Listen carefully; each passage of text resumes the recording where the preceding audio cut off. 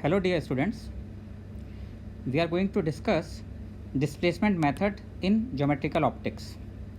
Basically ये method laboratory में किसी भी कन्वर्जिंग लेंस की फोकल लेंथ कैलकुलेट करने के लिए यूज़ होता है.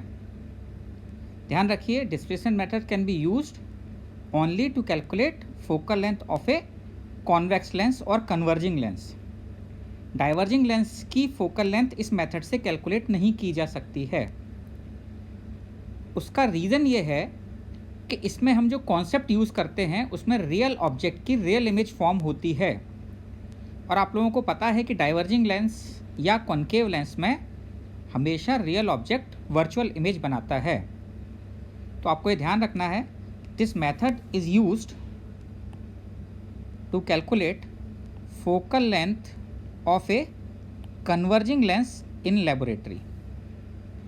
Now what we do in this experiment कि हम एक ऑब्जेक्ट और स्क्रीन फिक्स कर लेते हैं कि ऑब्जेक्ट की इमेज कहाँ पर बननी है, और उन दोनों पोजीशंस को फिक्स करके हम उनके बीच के सेपरेशन को कैपिटल डी से डिनोट कर देते हैं. तो यहाँ पर बच्चों आपको ध्यान ये रखना है कि हमने इसको ए बी को फिक्स कर दिया है, और जहाँ पर स्क्रीन रखी हुई है, जहाँ पर इमेज बन रही है स्क्रीन पर, इसको भी हमने फिक्स्ड कर दिया है. So A B object and screen are fixed. Now lens को यहाँ पर डिस्प्लेस करते हैं, that's why this is called displacement method. तो पहले हम इसकी थ्योरी डिस्कस करते हैं कि है क्या. फर्स्ट सिचुएशन में अगर आप देखें, मान लीजिए कि अगर मैं u इक्वल टू देखूँ तो x डिस्टेंस पर मैंने ऑब्जेक्ट को रख दिया है. x डिस्टेंस पर अगर मैंने ऑब्जेक्ट को रखा है तो u इज इक्वल टू कितना हो जाता है बच्चों? u is equal to minus X हो जाता है, और v is equal to D minus X, क्योंकि capital D is the separation between object and screen. अगर 1/v minus 1/u is equal to 1/f में ये वैल्यूज पुट करी जाएँ, 1/v minus 1/u is equal to 1/f, तो v is equal to D minus x and u is equal to minus x. We get this equation x square minus xd plus df equal to 0, which you can see is basically a quadratic equation in x. Let's analyze this equation. यहाँ से x की value आती है minus b plus minus under root b square minus 4ac/2a. अगर हम लगाते हैं तो जो रिजल्ट आएगा वो मैंने आपके पास लिखा है d plus minus under root D square minus 4df divided by 2. Now you can see there can be different cases. First case if we consider, if d b square minus 4ac की जो value है यहाँ पर, that is d square minus 4df. If d square minus 4df is less than 0, अगर d square minus 4df less than 0 हो जाएगा बच्चों, तो d लेस देन 4f हो गया. d लेस देन 4f हो गया, इसका मतलब ऐसे केस में आपको x की कोई भी रियल वैल्यू नहीं मिलेगी. So x is imaginary in this case.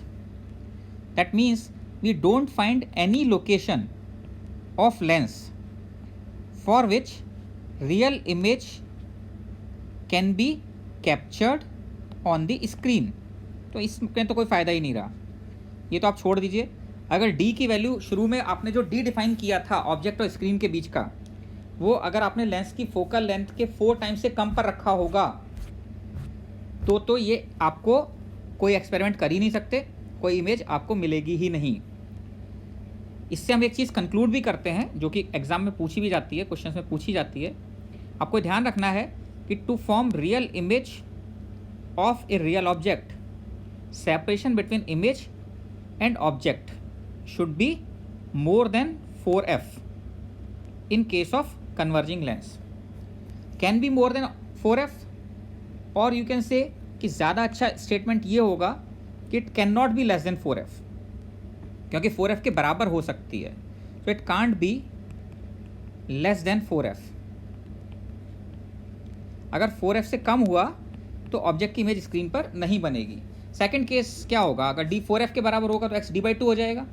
इसका मतलब ये होगा कि आप लेंस को बिल्कुल बीच में रख दें अगर, तो ऑब्जेक्ट की इमेज स्क्रीन पर बन जाएगी और केवल एक ही इसका पोजीशन आएगा.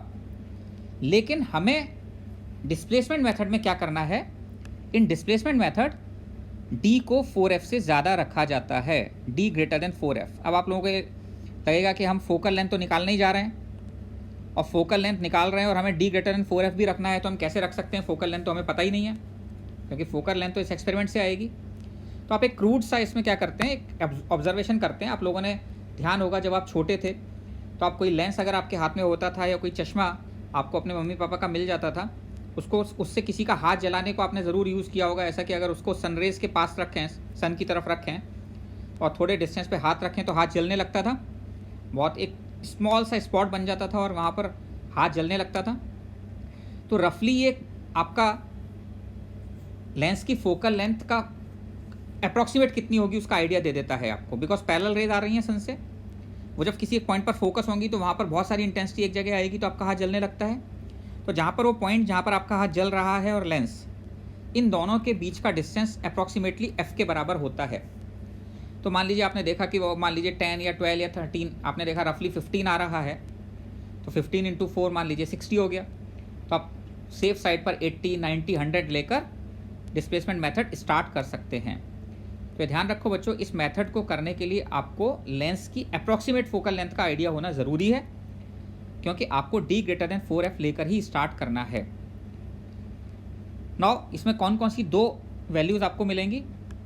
एक आपको मिल रही है x1 is equal to d minus under root of D square minus 4df/2 और एक मिल जाएगी d plus under root D square minus 4df/2। ये आपको ऊपर से दिखाई दे ही रहा है, इस जगह से जो हमने लिखा था इस वाली वैल्यू को देखेंगे तो यहाँ से आपको क्लियर हो रहा है कि एक बार प्लस ले लें और एक बार माइनस ले लें। माइनस लेंगे तो कम वाली वैल्यू आ जाएगी और प्लस लेंगे तो ज़्यादा वाली वैल्यू आ जाएगी। तो ये आपकी दो वैल्यूज़ आ गई x1 x2 की। अगर हमें माने कि separation between two positions of lens, आप देख सकते हैं मैंने यहाँ पर ये जो ग्राफ फिगर बनाया है इसमें लेंस की दो पोजीशन बनाई हैं। पहले लेंस जो है वो पास रखा हुआ था AB के, बाद में इसको थोड़ा दूर ले गए और दोनों ही केसेस में हम ये बोल रहे हैं कि इसकी इमेज स्क्रीन पर बन रही है। एक केस में जो इमेज बन रही है वो A1 B1 है, दूसरे केस में जो इमेज बन रही है वो A2 B2 है। तो लेंस की इन दोनों पोजीशंस के बीच का सेपरेशन अगर हम स्मॉल d मान लें बच्चों, तो small d comes out to be x2 minus x1। आप देख सकते हैं x2 माइनस x1 हो जाएगा। ये वाली पोजीशन जो है ये x2 है और ये x1 है, तो x2 minus x1 will become d। तो अगर हम d देखें तो कितना आ जाता है यहाँ से x2 minus x1 that is under root D square minus 4df, और इससे हमारे पास ये फॉर्मूला बन जाता है f equal to D square capital D square minus small d square upon 4 capital D। इसमें कैपिटल D क्या है बच्चों, जो आपने पहले डिफाइन कर लिया था, आपको पता है, आपने स्क्रीन को 4 कैपिटल D डिस्टेंस पर रखा था और स्मॉल d आपने इस एक्सपेरिमेंट को परफॉर्म करके कैलकुलेट कर लिया। तो कैपिटल D और स्मॉल d अगर दोनों को पता लग जाते हैं तो फोकल लेंथ आपको लेंस की पता लग जाती है। यही डिस्प्लेसमेंट मेथड होता है, इस पर बेस प्रॉब्लम्स बन सकते हैं। लेकिन इसमें एक और इंटरेस्टिंग रिजल्ट है जो आपको ध्यान रखना है। देखिए यहाँ पर मैं आपको शो कर रहा हूँ, ये वही मैंने फर्स्ट और सेकंड लोकेशन शो की हैं x1 और x2, फिगर में आप देख सकते हैं। फर्स्ट केस में जो इमेज बन रही है वो है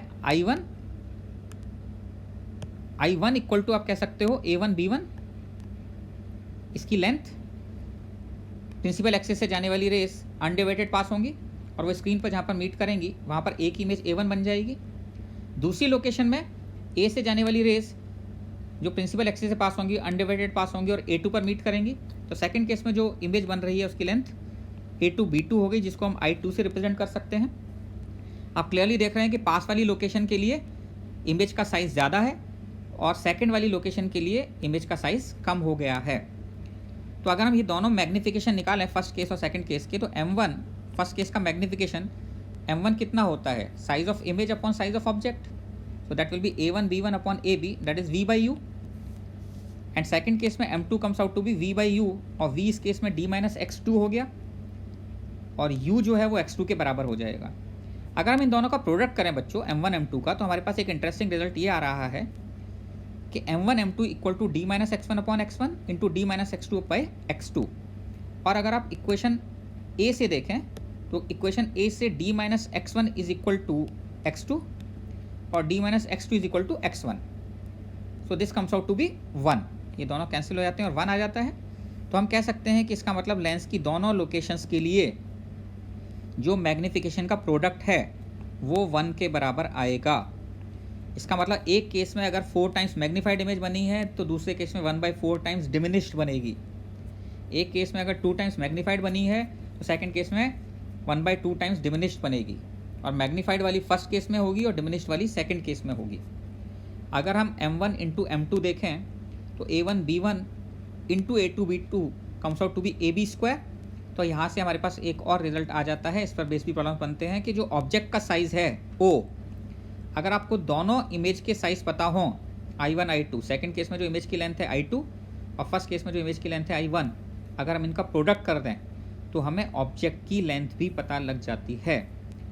तो o is equal to under root i1 i2। एक तो आपको ये फॉर्मूला ध्यान रखना है इस केस में, रिमेंबर दिस फॉर्मूला।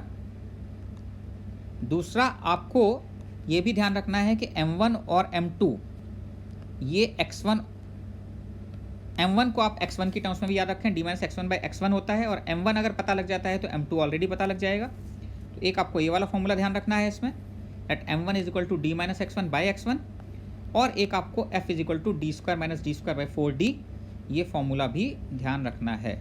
तो इन 3 फॉर्मूलों को आप ध्यान रखिए, तो इस पर बेस्ड प्रॉब्लम्स आपके हो जाएंगे। I hope this is clear, समझ में आ गया होगा डिस्प्लेसमेंट मेथड।